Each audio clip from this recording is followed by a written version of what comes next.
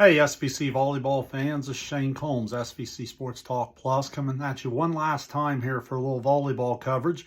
And today we talk and honor the Adena Lady Warriors on an outstanding season. Thank you, Dr. Chris Good, as always, for all the support here on the YouTube channel as we finish up our fall season and we turn the page to basketball. But again, just thought it was proper thing to do to just honor this Adena team one last time. It's really become one of my favorite teams I think I've ever followed. You know, the coach in me really just loves this team.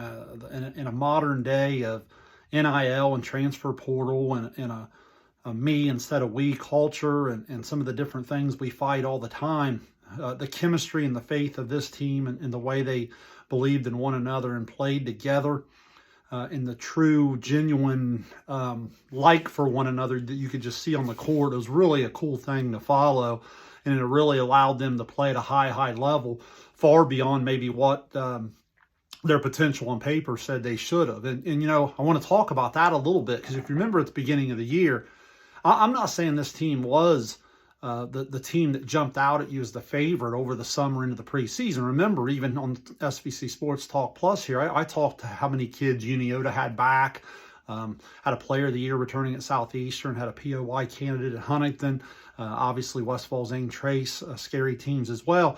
But when you left the preview, you couldn't help but think, oh, wow, wait a minute, you see this piece, and this piece, and you're like, well, this Adena team's going to be right there. And I think a lot of that is they're the victim of their own history and their own tradition. I mean, the expectations are just going to be normal. I mean, when you can't accomplish what Adena's accomplished for the last 4 decades and then not have people believe that you're not going to be right there each and every year. So does that bring on some unfair expectations at times? Well, maybe.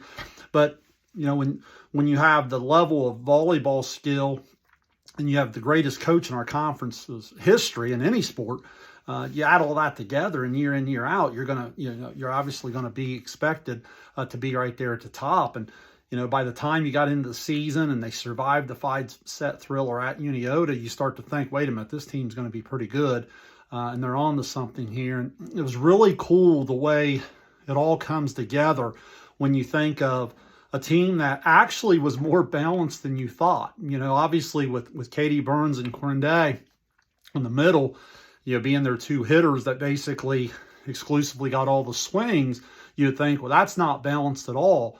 And I was guilty of thinking that early on. But really, when you break this team down, as I started to follow them more on a match-by-match basis the second half of the year, they were pretty balanced throughout all 6 rotations. They didn't really have a hole in their rotation like some teams do, where they get stuck in a certain rotation they can't get out of. That wasn't Adena's case at all. Because of their 2 middle hitters, they always had someone to go to. Because of their depth in passing, because of the outstanding setter play, they were always, you know, really solid. So they ended up being far more balanced than you think. But yeah, I guess what I love about this team is when you think of Burns and Day, and the attention they got, I think a lot of credit also has to go to your setters with Grooms and Sowers. I think Kayla Grooms and Courtney Sowers were really solid. They were asked to do certain things, and they fundamentally did a real nice job of transitioning to the net quickly, always on time, putting the ball in the right spot, understanding where the ball needed to go. And then I've highlighted all year the unbelievable defense led by Kimmy Dalton and J.C. Smith and Cameron Sowers. Just unbelievable, unlike anything we've seen. You know, and I know just this past week in the state tournament, they obviously just met their match, and that's just the level of volleyball that we haven't seen in this area. That was a whole nother level. And you know, look, that's just what it was. But make no mistake about it, defensively, those young ladies in the back row were as good as it gets throughout Southeast Ohio throughout the entire year. Then you throw in Wisecup and Glannon and Jones, and I think what jumps out at me the most is there's no way the chemistry couldn't be incredible on this team, or it would never work. Because again, we live in this day and age of like, why don't I get more swings? Or if I get more swings, then I could get some kills. Or why does she get to play all the way around and I don't get to play all the way around? And how come she wins this honor, but I don't win this honor? You don't see that, or at least you don't sense any of that with Adena. And I just think that's so neat. And when you watch this rotation come together, it was a unique rotation. And it was one that I thought would catch up with them. That's why I've said before, surprised you a little bit maybe to win the gold ball, survive the 5-set thrillers that they've survived throughout the year, on the road, particularly in, Southeastern, Huntington, Uniota, even Zane Trace, I think, was a 4-setter. It was tough, but, it's this Adena team had something about the ability to finish or stay with it late in sets. I go back to that 5th set at Huntington, which was crazy. That first set against New Lex. The 3rd set, I think it was, in the Sweet 16 against Zane Trace.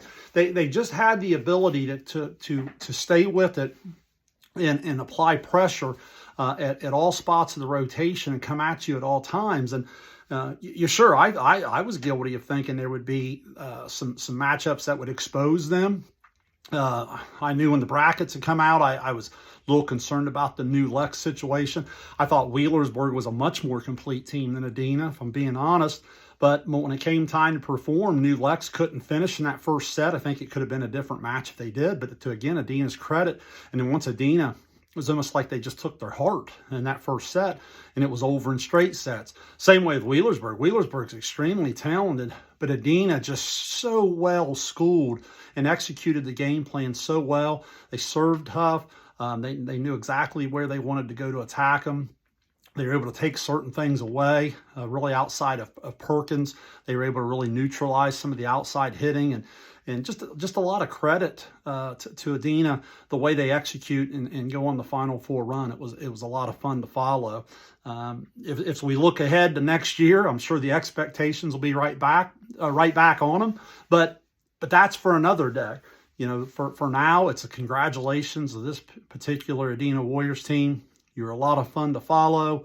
You represent a lot of what is right about high school sports. And I say on behalf of the entire Cider Valley Conference, congrats. And I appreciate just getting the chance to watch you play throughout the year. Well, that wraps up our volleyball coverage here in 2024. Thank you so much. Make sure you subscribe so you're ready to go for basketball season. Thank you, Dr. Chris Good, as always, for all the support here on the YouTube channel. And I look forward to talking some hoops with you real soon. Thanks, everyone.